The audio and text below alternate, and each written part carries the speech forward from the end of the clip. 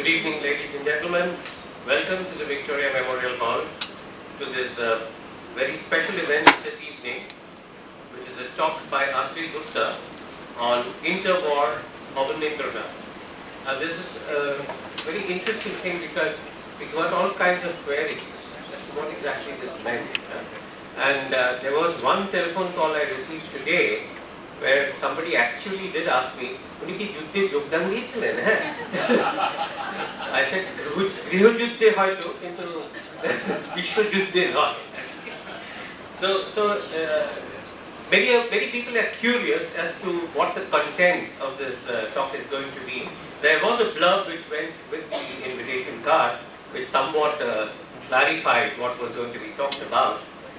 But before we go into the nitty-gritty of all that, may I request Dr. Guha-Thakurta, Secretary and Curator of Victoria Memorial Hall, fresh from the capital of Delhi, straight from the airport here, to welcome the audience. Good evening, everybody, and welcome to this evening's lecture by Professor Atreyee Gupta. And we apologize for the delay in starting the lecture. I was traveling, I'm here.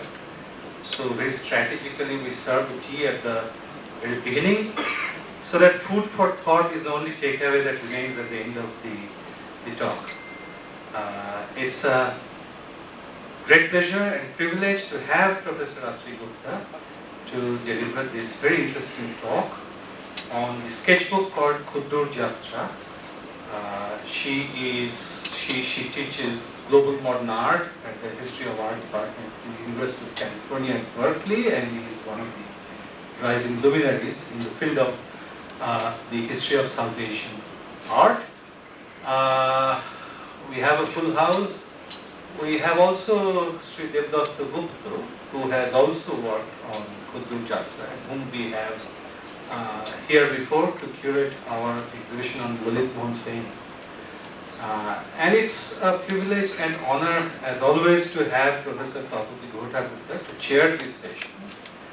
She is very, very busy, but she has unfailingly responded warmly and positively to all the many requests I put across to her. She is herself speaking in this hall 1 week from now, next Friday on the 3rd of August, on Why Statues Matter, the changing landscape of Calcutta's colonial and post-colonial statue. So it's great to have all of you here, and we are very excited to look forward to listening to this talk on one of the relatively less explored aspects of Abanindranath Tagore's opus. So without further ado, I thank all of you for coming here, and like all of you, I look forward to a very exciting lecture. Thank you very much. Thank you very much, Joyanta. Joyanta said about the strategic thing of bringing the three teeth business forward. It is more strategic in more senses than one, because there are a few people who come only for the tea, and then they can leave, after the tea is over. So that gives you a much better audience as well, more concentrated. I would like to request Dr. Guha-Thakurta to kindly take over the lectern now and say an initial few words before you hand over the microphone to Professor Atreyee Gupta. And after the thing, of course, we will pull that table to the center, and then we can have a Q&A with the audience.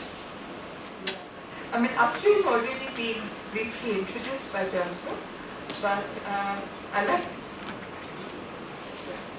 like to say that it gives me really a lot of pleasure to be chairing this session. One, because it brings me back to an artist on whom I worked a very long time ago now, but it's always a pleasure returning to Abanindranath. So Atreyee's talk was an occasion for me to go through Shiv Kumar's book from beginning to end. And as I said, it's always a pleasure. And I was also meant to spend the afternoon actually going through some of Abanindranath's paintings, but that didn't happen as yet. So that's one reason. But I'm also particularly happy because without embarrassing the distinguished speaker, I have to say that I've known her from the time she was a very young person.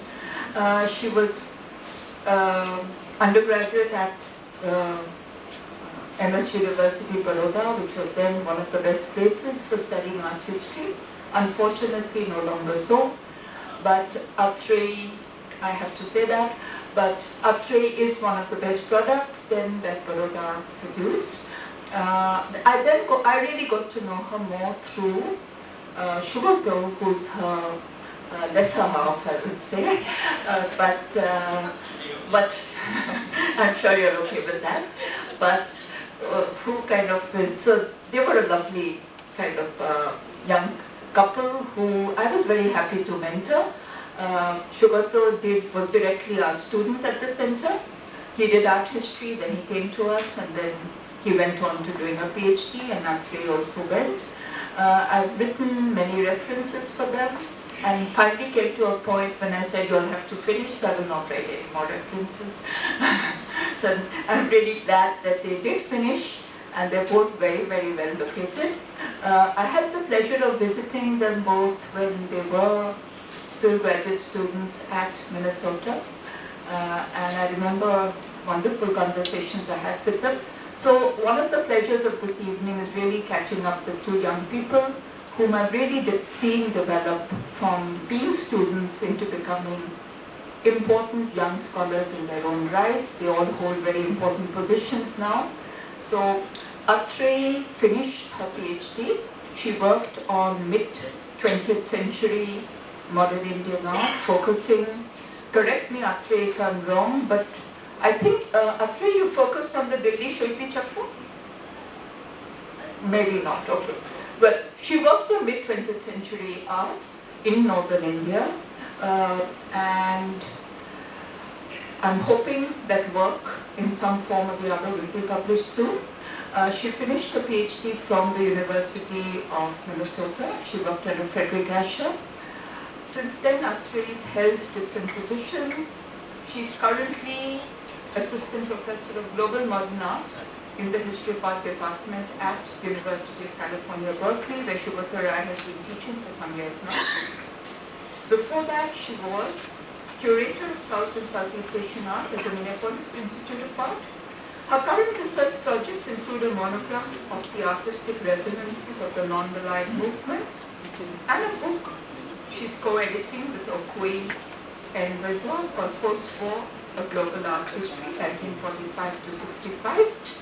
Atreyee is going to talk on a subject that intrigued me too, and maybe we'll take that up in conversation too, that how far the appellation interwar, with which we associate a number of things, but in what ways can we bring that category to bear on Abanindranath's work. But maybe I'll first wait to let her speak. I'm really looking forward to the lecture, so warm welcome, Atreyee.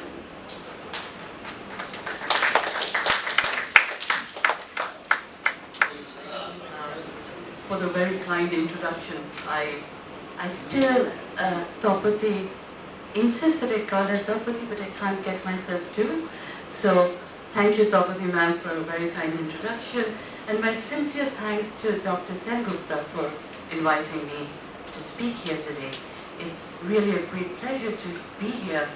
And my huge thanks to the audience who have braved the wonderful monsoon day to be here. So thank you. As you might have gathered, today I wanted to take you back to 1936, a year when unmistakable signs of war loomed large on the global political horizon. Adolf Hitler had formed the Axis alliance with Italy in 1936. In Asia, the Second Sino-Japanese War began in 1937. In Europe, Italy's subjugation of Ethiopia was followed by Benito Mussolini's decision to leave the League of Nations, first announced to a crowd of 100,000 from the balcony of Palazzo Venezia. The unmilitarized, undefended small Basque town of Guernica had been reduced to rubble earlier in the year. The intensity of international outcry against the bombing of Guernica matched the alarming force of the event itself. In a report published in the New York Times, the political correspondent of the German Foreign Office responded by reminding readers that the British had also conducted air raids in northwest India. Back in Kolkata, it was exactly around this time that Abanindranath Tagore completed a manuscript that can, in retrospect, be identified as the first collage book created by an Indian artist. By this time, Abanindranath, as we all know, was already an artist with a formidable reputation. But for the most part, we usually associate his practice with watercolor paintings and, of course, the small cartoon sculptures of the later years. In this instance, however, Abanindranath's technique involved collecting and cutting up already printed material such as photographic images, typography, cartoons and advertisements, which he then reassembled with handwritten text in the pages of a cloth-bound notebook.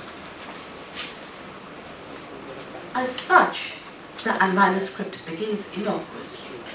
The frontispiece declares that, based on the Ramayana, the artist has scripted Khuddu Jatra, a small, that is Khudru Jatra. Just like Jatras, which often began with an invocation of protective divinities, Abanindranath too used a section of scratched out text at the bottom of the page to produce a schematic shape of Ganesha, the god usually invoked to mark auspicious beginnings. But here, Ganesha was offset by an advertisement of a British dairy company, perhaps by way of alluding to the god's voracious appetite.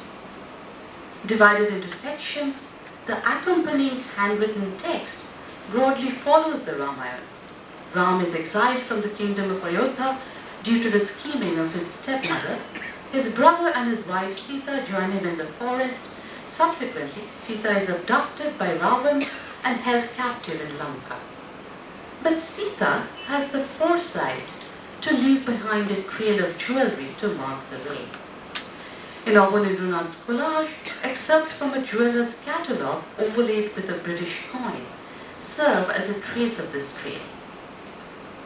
Commemorating King George V, Emperor of India from 1910 to 36, the coin punctuates the time of the epic with an acute awareness of the present.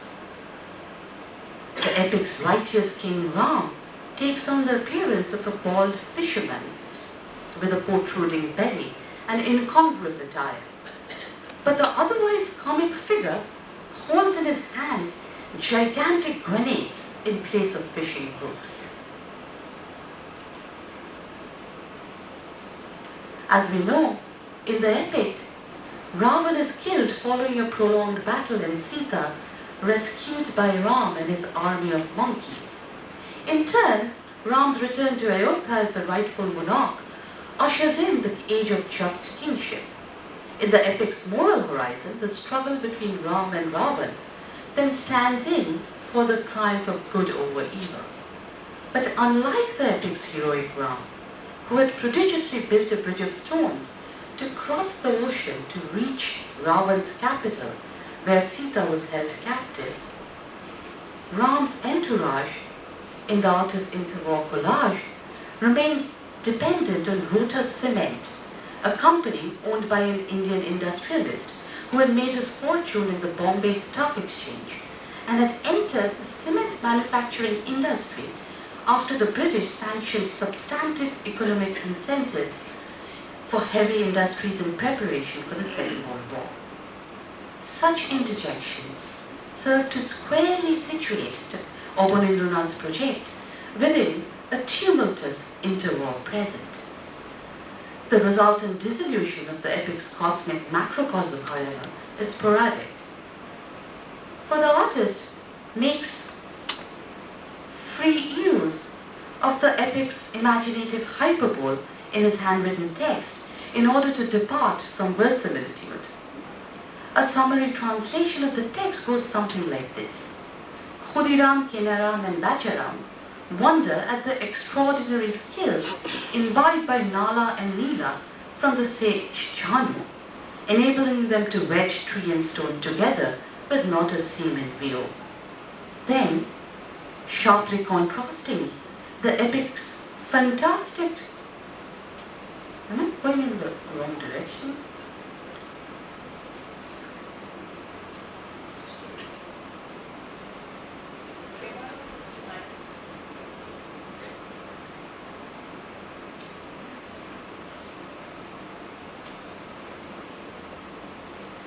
Then sharply contrasting the epic's fantastic trajectories, news photographs of airports and hangars complement the section of prose that describe the monkey god Hanuman's arrival in a field of airborne chariots drawn by mythical winged horses. The winged horses of the prose metamorphose into fighter planes with gigantic propellers in the accompanying collage. As God Pavan explains to Hanuman, people call it the air car. I drive it at the speed of lightning. It makes around in a moment of the three worlds. In the language of the gods, it is called the Pushpak Rath. But in place of the Pushpak Rath appears an Italian fighter plane, a machine capable of destruction of immeasurable proportions. Given the text's heightened magicality, the inclusion of news photographs, all of which have the illustrative presence of documentary evidence, thus becomes disconcerting, for the traction between the text's magicality and the photograph's documentary realism fragments any illusion of narrative wholeness. Bridging literary impulses with visual ones, the manuscript thus activates a play between the written word and the printed image in a way that complicates documentary realism's claim to veracity. I still recollect my own sense of confusion when I first encountered this manuscript. Although the artist's book found reference in 1930s textual sources, private correspondences, biographies, there is no record of the manuscript's display or circulation. Tagore's own correspondences suggest that the manuscript was intended for circulation in the form of a printed book. Yet the collage folios remained unpublished during the artist's lifetime for reasons that are unclear. Speaking as an art historian, I still recollect my own sense of intellectual vertigo when I first confronted the manuscript, for I could not understand how the manuscript could possibly fit within Abanindranath's larger visual vocabulary.